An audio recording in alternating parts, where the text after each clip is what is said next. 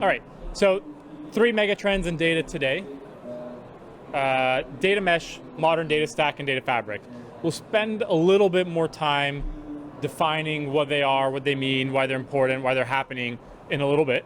But these 3 trends are here, and people are talking about them. Now, you'll see the relevance shown in Google searches for data mesh over the last few years, how that's taken off, especially starting in the spring of 2020 with the pandemic.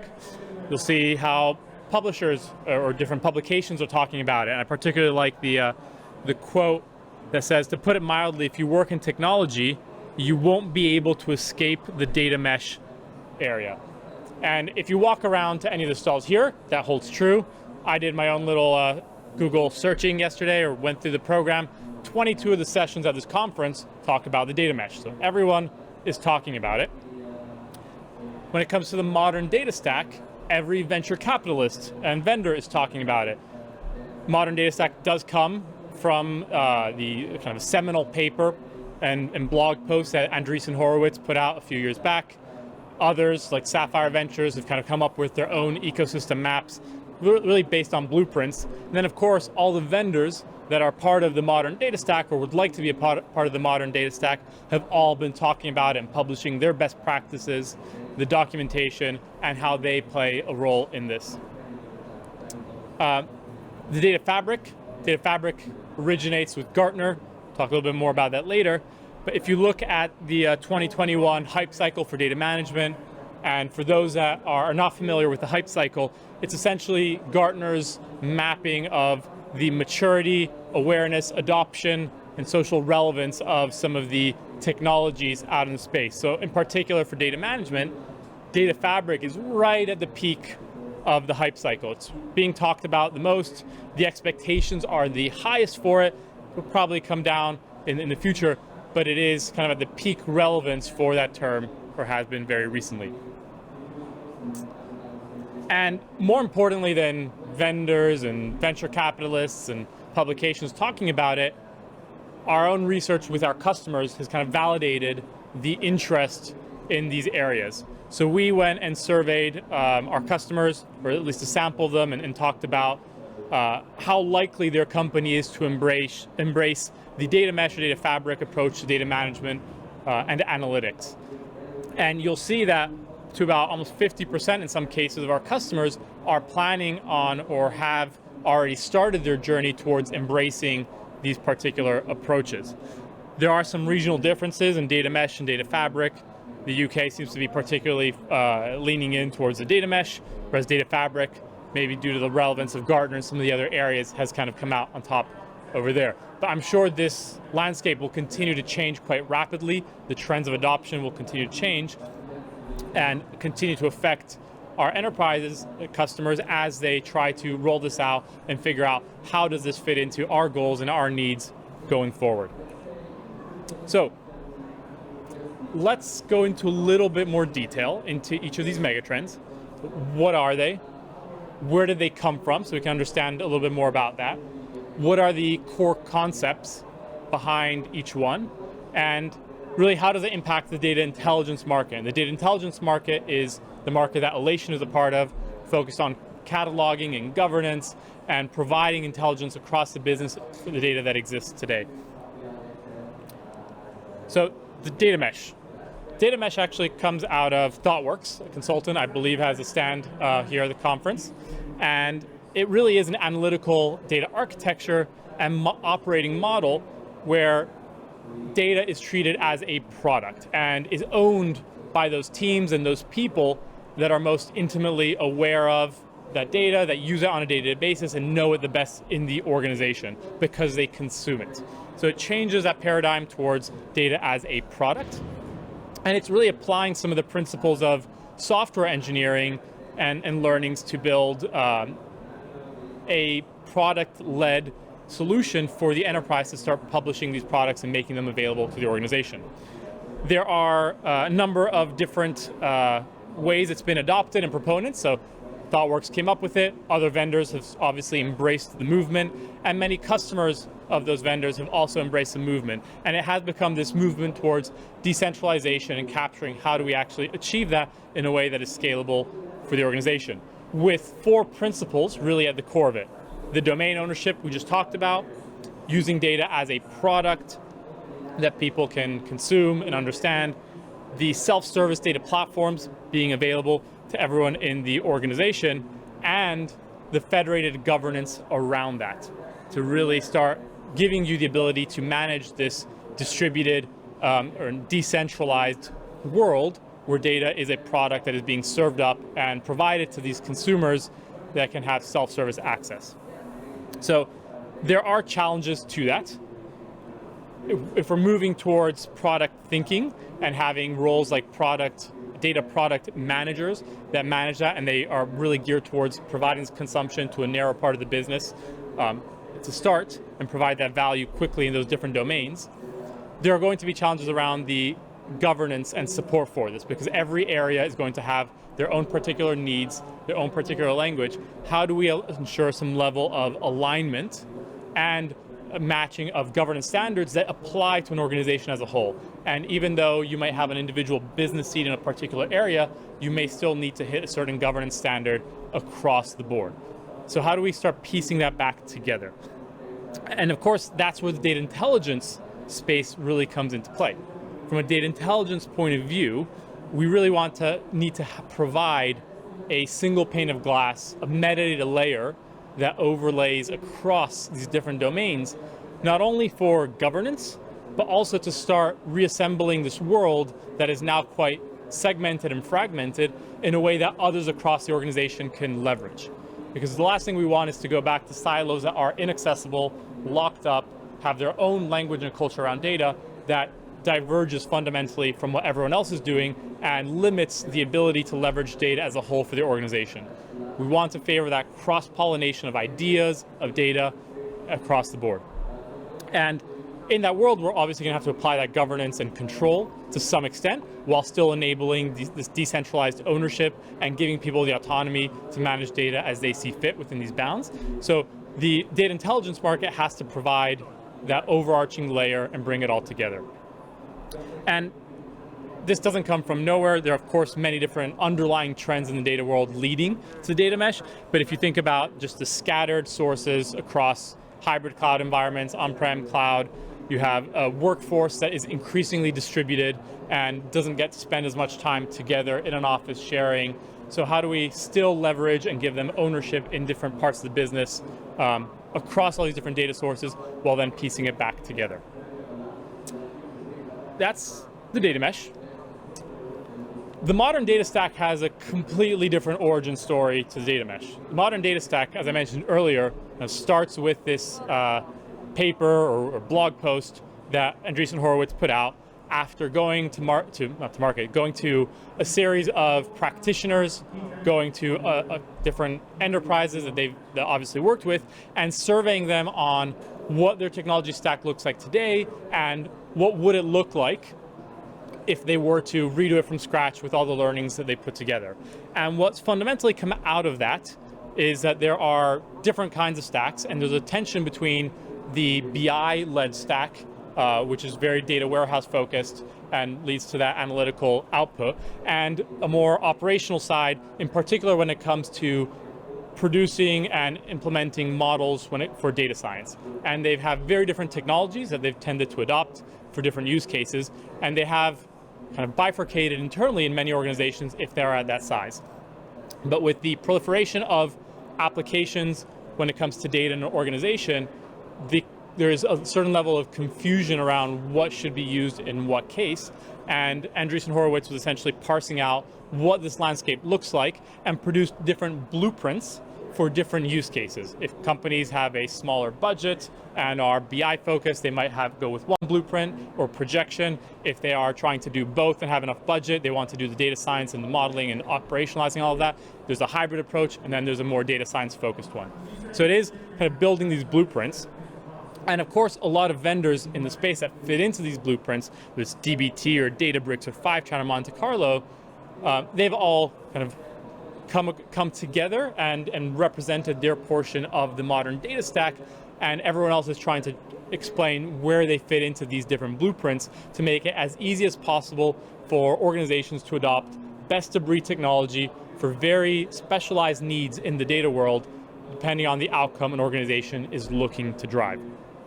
And of course, the strengths of this approach is that it's very specific. You can go get the best-of-breed technology for every little part of the data stack that you need, and it will provide you a vision for how to get there. And it's modern. It's going to be based on all of the newest technology available in the space that can get you there. But there are some challenges. It is heavily new world centric and focused on these modern tools, and doesn't account for the legacy of on-premise solutions that many companies do have to deal with. So it is so future leaning that it doesn't really give you an exact idea of how do we bring this all together as people need to navigate both that on-premise and cloud world.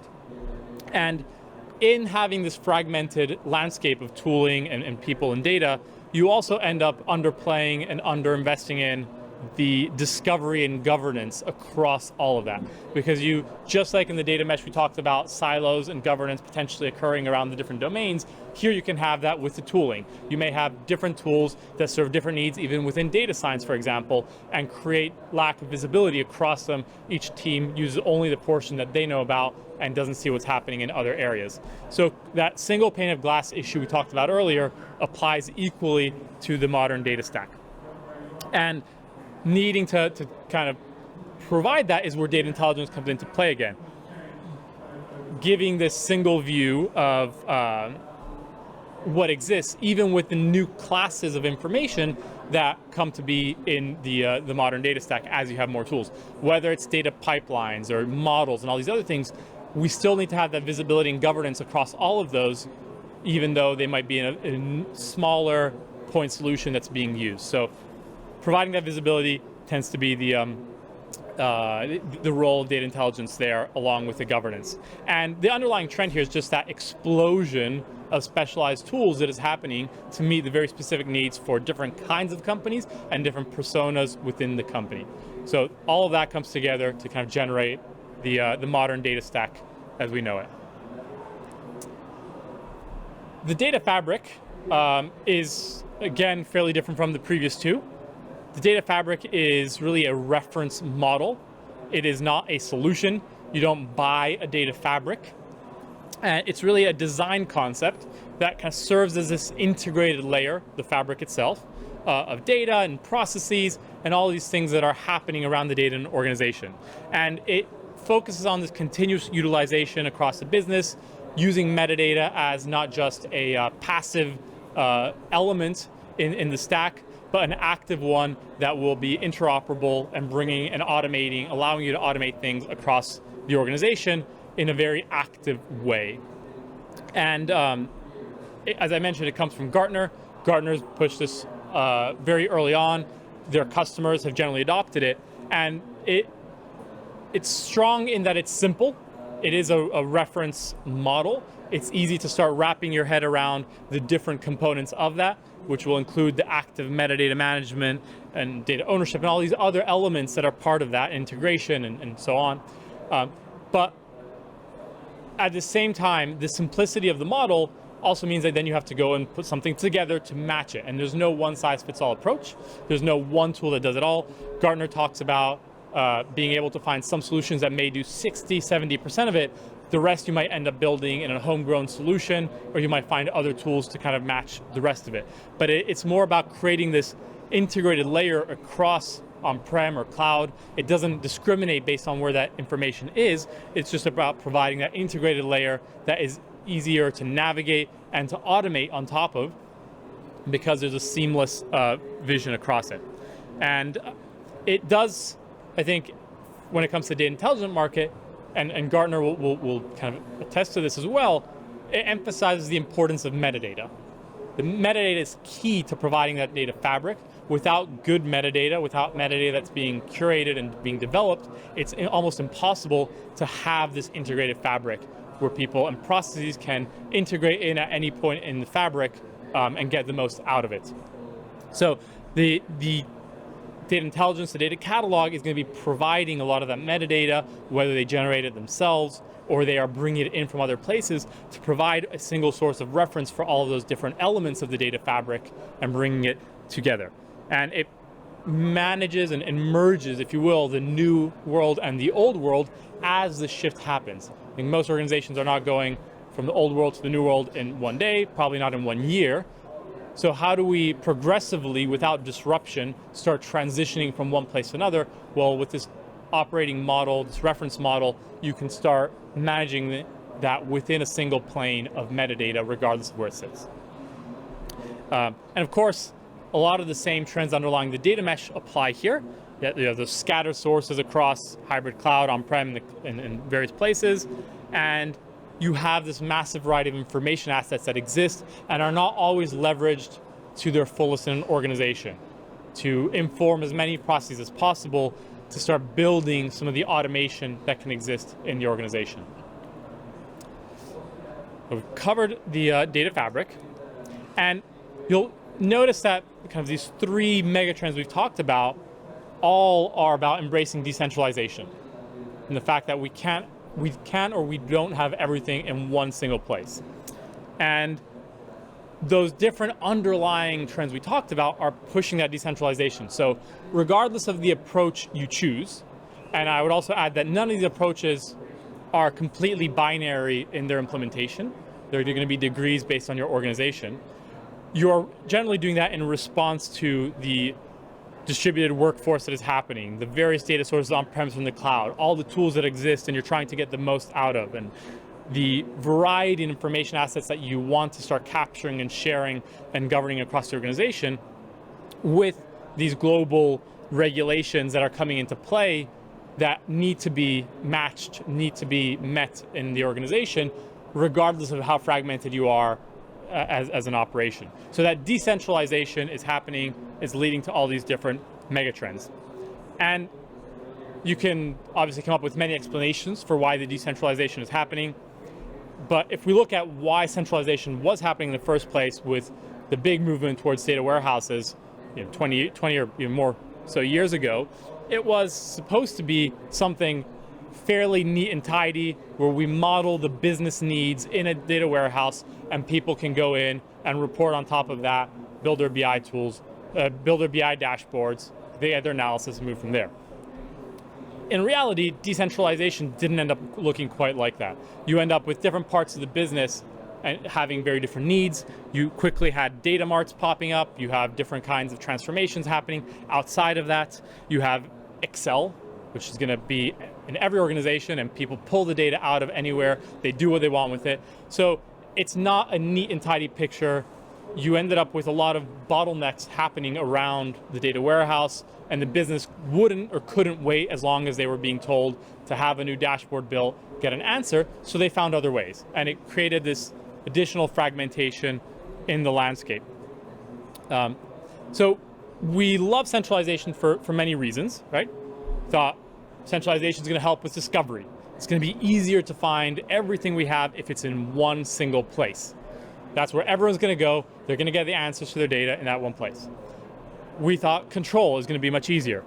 We can control and administrate one platform or close to one platform, and that's the only place where we really need to do this. We can manage that fairly seamlessly. And we can monitor and observe what's happening and know with quite good security and good awareness and timeliness what is going on in the environment, so we can respond to it. And we can start normalizing and limit redundancy and reduce inconsistency, because we know and we're modeling for the business what the world should look like. We're not having everybody pull things out and develop their own versions of each one of the different metrics or dimensions that they're trying to work with. So we're going to have all of that. But it turns out that while we love it, there's also reasons people hate it. The business alignment isn't always there. The business is not leading it necessarily, so they don't feel like they own it, they want to own it, and they end up pulling into something they can't control. The responsiveness to the business needs isn't always there. As we talked about, there can be lead times and other issues, so they go and find other ways to do things. It limits the sources. It's harder to integrate things into the data warehouse. you go through a standard process, everything has to be normalized and modeled, it takes a lot longer, so you limit the sources coming in. And with that centralized ownership, the domain understanding isn't there. A central team can't possibly understand the data in an individual domain as well as a domain expert. So you end up having all these different things, retention, engagement from the business aren't quite there, and ultimately, I think we really tried to centralize the wrong things in that previous wave. We wanted to centralize the data itself, the code, the tools, the infrastructure, the ownership of the data, and the analysts and data scientists, and all these definitions, whereas in reality, what we really needed to centralize to support the business needs was probably the governance apparatus across all of this, the training and enablement to ensure there's some level of consistent language that the organization is speaking, and that metadata layer across all of these things, with the collaboration tools to ensure that we're not locking things into new silos, but we're still having that cross-pollination and innovation happening across the organization. With search and discovery and leaving the art of the possible on the table for everyone, regardless of their prior domain expertise. And then applying the reconciliation and discovery of semantics on top of that so we can understand different parts of the business, maybe defining things in different ways. Why is that happening? Can we bring that back together? Or if not, can we at least communicate that proactively to the organization? And that's where data intelligence software really plays a huge role in all of those things, because we allow you to centralize only those things that need to be centralized in this really diverse and fragmented and distributed world.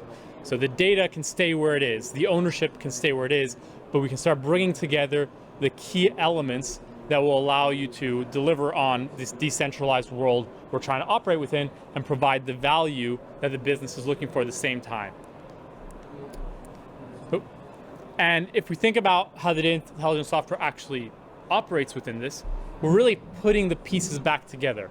So if all of these trends are fragmenting and creating different silos or different tooling that's being adopted, we need a virtual layer that takes all those pieces and puts them back together and allows people to still interact with and collaborate across all of that. So that's why the data intelligence software is really at the nexus of this modern data stack or data mesh or data fabric movement, regardless of the direction you go, because all of these things that we would be providing are going to be ubiquitous and necessary in these approaches. You will need search and discovery. People will have to find what's out there. They will have to find it, understand it in depth, so they can adopt it and leverage it to its fullest potential.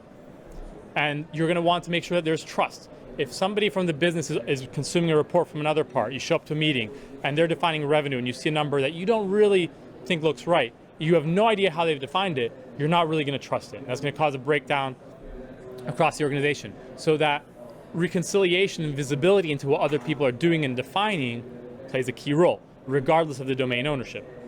The governance across all of it. How do we have a set of standards and policies that can be applied across different things in the most appropriate and effective way from a centralized team, but leveraging the knowledge in those different domains and assigning ownership and some responsibility along with the freedom to manage their own area, so that we can give them the tooling to not add too much burden, because that's going to be a key area of friction.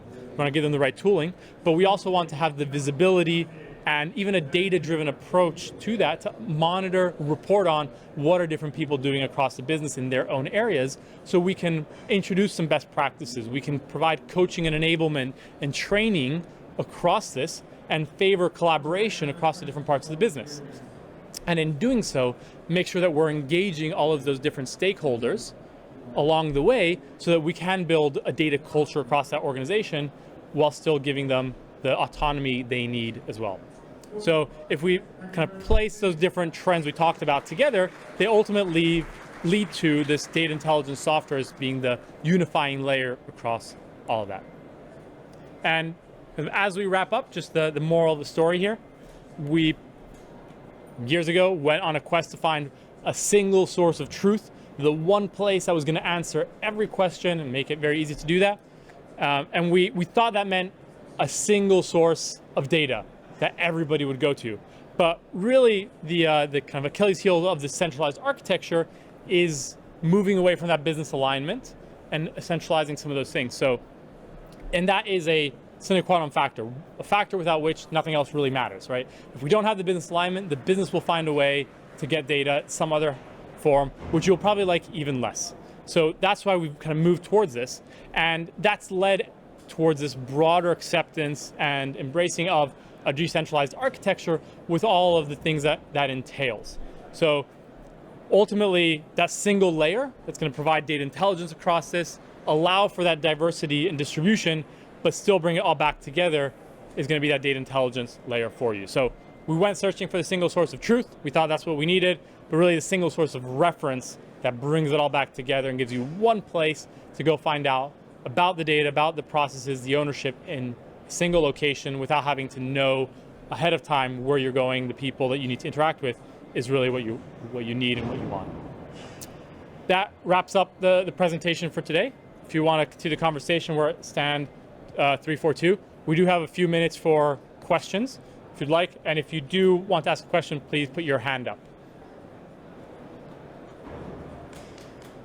All right. Thank you.